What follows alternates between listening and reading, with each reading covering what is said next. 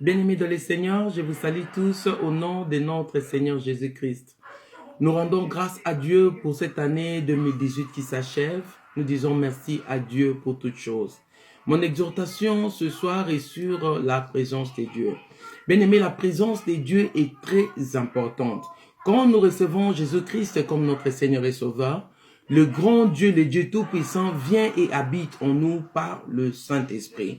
Mais la plupart du temps, quand nous nous retrouvons dans des situations difficiles, nous ignorons, nous oublions que Dieu est avec nous. Nous allons lire dans le livre de Daniel 3, 1 à 30.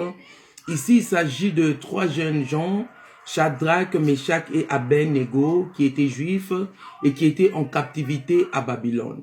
Le roi de Babylone s'était fait une statue d'or que tout le monde devrait adorer.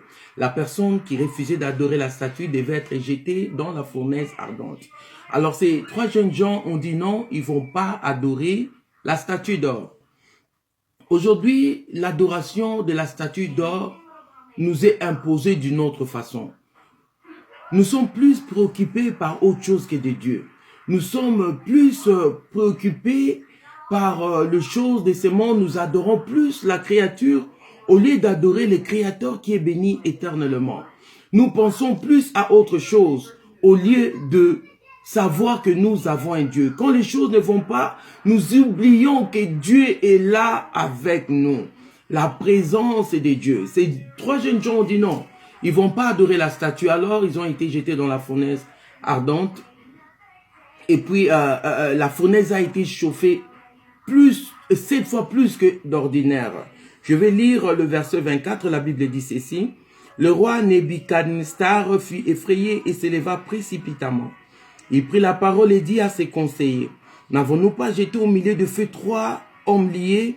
Ils répondirent au roi, « Certainement, au roi. » Il reprit et dit, « Et toi, eh bien, je vois 4 hommes sans lien qui marchent au milieu de feu et qui n'ont point de mal, et la figure du 4e ressemble à celle d'un fils de Dieu. » Qui était cette 4e personne?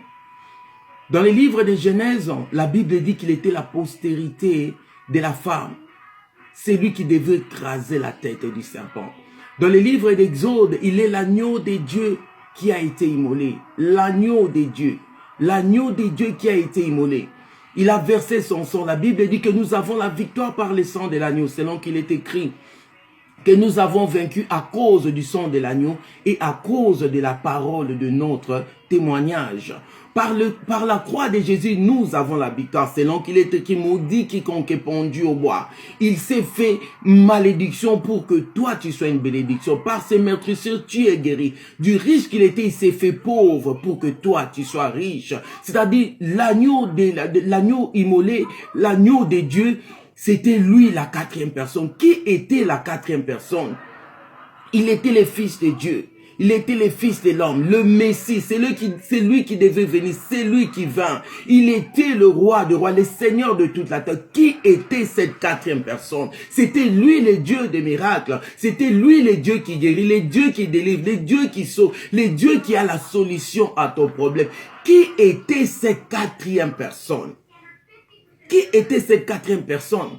L'Apocalypse, le livre d'Apocalypse, Jean conclut en disant que il était le roi de rois, le Seigneur des seigneurs. C'était lui la 4e personne. Peu importe la situation que tu traverses, sache-le, ne l'oublie pas que Dieu est avec toi. La plupart du temps, nous oublions la présence de Dieu. Et pourtant, là où Dieu est présent, il y a la différence. La Bible dit que les ténèbres ne régneront pas pour toujours. Là où Dieu est présent, les ténèbres ne règnent pas. Là où Dieu est présent, la mort ne règne pas. Là où Dieu est présent, la souffrance ne règne pas. Dans la présence de Dieu, nous nous déchargeons de nos fardeaux. Dans la présence de Dieu, nous avons la joie, nous avons la paix, nous avons la victoire. La présence de Dieu. Qui était cette 4e personne? Jésus-Christ de Nazareth. Jésus-Christ de Nazareth.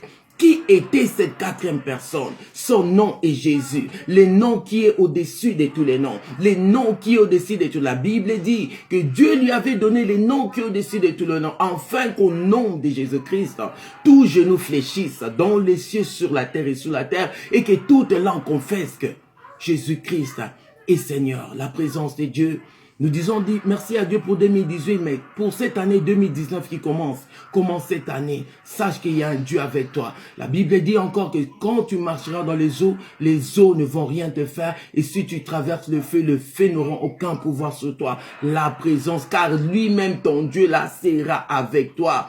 D'habitude, pendant ces temps bien, dans cette période, on se souhaite toujours bonne année, bonne année, bonne année. Et quand nous arrivons à la nouvelle année, ce sont les mêmes choses. Mais cette fois-ci, nous disons non. Nous voulons la différence. Commençons cette année avec Dieu. Sache-le que Dieu est là. Il va te conduire de victoire en victoire. Il était la colonne de feu qui conduisait Israël. La colonne de feu qui conduisait Israël pendant la nuit. Et la colonne de feu qui conduisait Israël pendant le jour. Il va marcher lui-même avec toi. La présence de Dieu. Il va te conduire de victoire en victoire, de gloire en gloire, d'élévation en élévation, de bénédiction en bénédiction, de miracle en miracle. Car il est le Dieu tout-puissant, les dieux de miracles, rien n'est impossible à lui. Que Dieu vous bénisse. Bonne année 2019. God bless you.